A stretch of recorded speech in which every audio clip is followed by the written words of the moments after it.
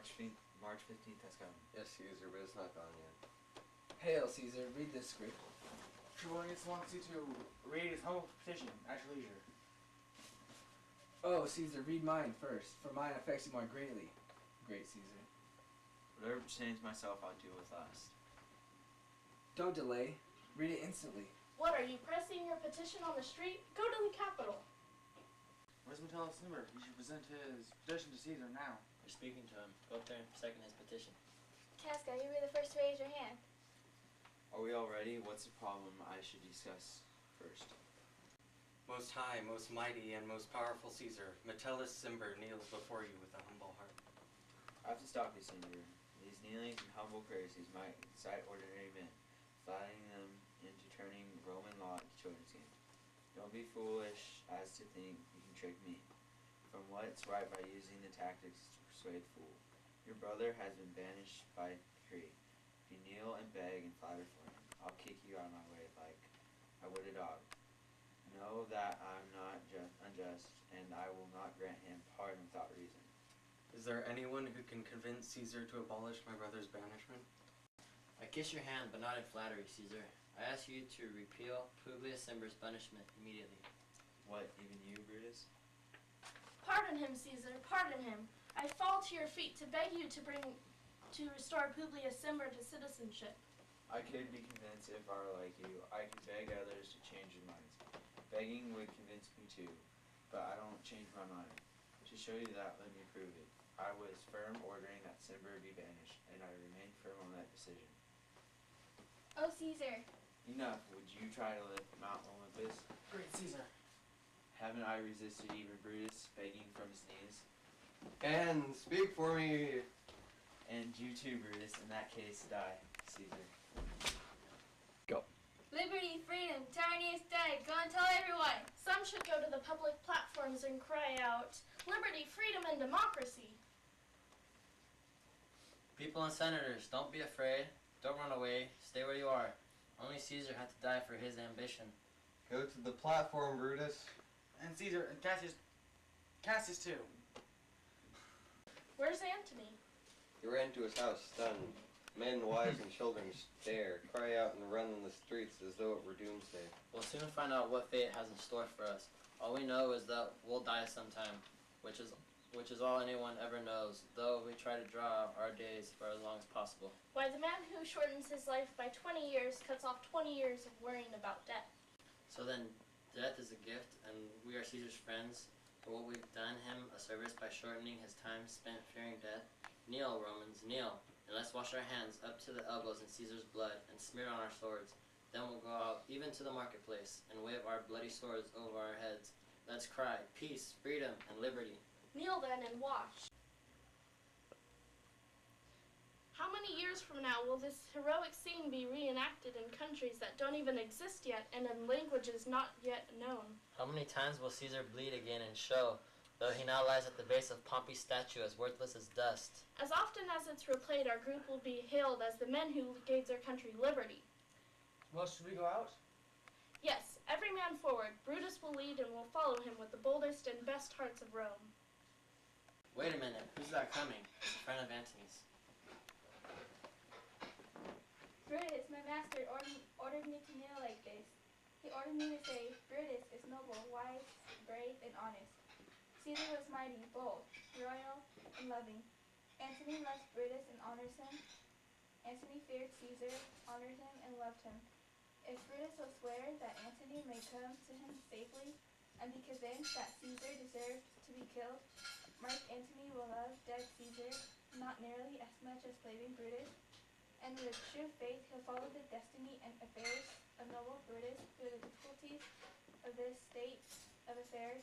That's what my master Antony says.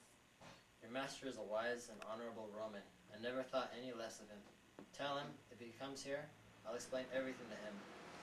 And on my word, he'll leave unharmed. I know that he'll be on our side. I hope we can count on him, but I still fear him, and my hunches are usually accurate. But here comes Antony. Welcome, Mark Antony. Oh, Caesar. Have all your conquests, glories, triumphs, achievements come so little? Gentlemen, I don't know what you intend to do, or who else you intend to kill. If it's me, there's no better time to do it now. And no better weapon than the sword covered with the noblest blood in the world. I ask you, if you have a grudge against me, to kill me now, while your stained hands still reek of blood. Oh, Antony, don't beg us to kill you. Though we seem bloody and cruel right now, you've only seen our hands and their bloody business. You haven't looked into our hearts. They are full of pity for Caesar, but a strong pity, for the wrongs committed against Rome drove out our pity for Caesar, and so we killed him. You have done nothing wrong, Mark Antony. Our arms embrace you with kind love and good thoughts. Your vote will be as strong as anyone's in the reordering of the government. But just be patient until we calm the people. Then we'll explain to you why we have taken this course of action. I don't doubt your wisdom, but each of you, give me your bloody hand.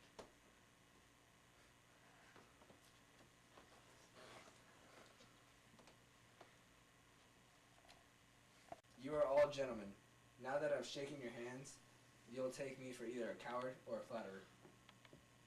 It's true that I love you, Caesar, and if your spirit is looking down on us, it must hurt you to see me making peace with the men who have killed you.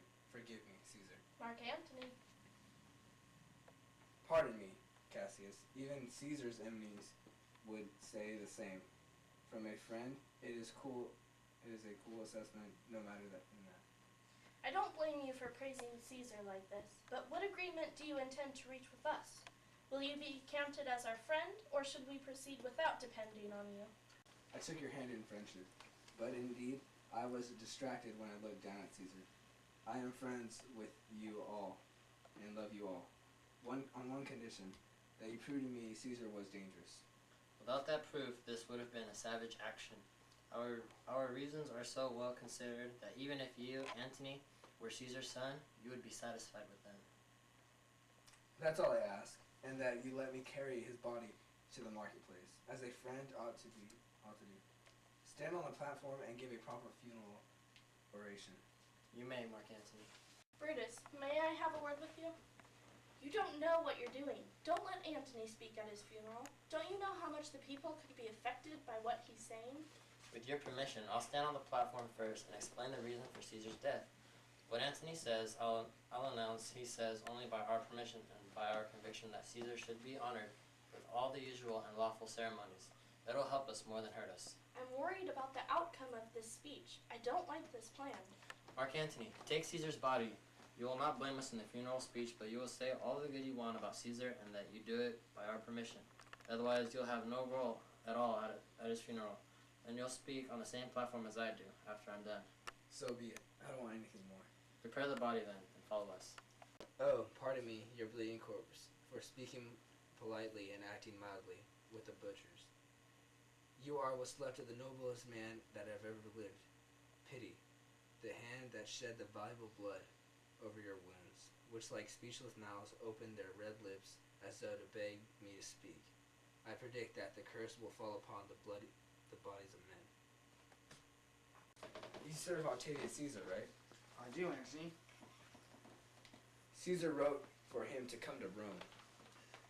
He received Caesar's letters and he has come. He told me to say to you, "Oh, Caesar!" Your heart is big. Go ahead and weep. Grief seems to be contagious. For my eyes, seeing the tears in yours begin to fill. Is your master coming? He rests tonight within 21 miles of Rome. Quickly, go tell him what happened. Rome isn't safe for Octavius right now. Wait! Don't go. Back until I've carried the corpse into the marketplace. Then I'll use my speech to see what people think. Then go back to Octavius. Now help me. Follow me and listen to my speech, friends. Cassius, go to the next street and divide the crowd. Let those who will hear me stay. Lead those away who will follow you and will explain publicly the reason for Caesar's death.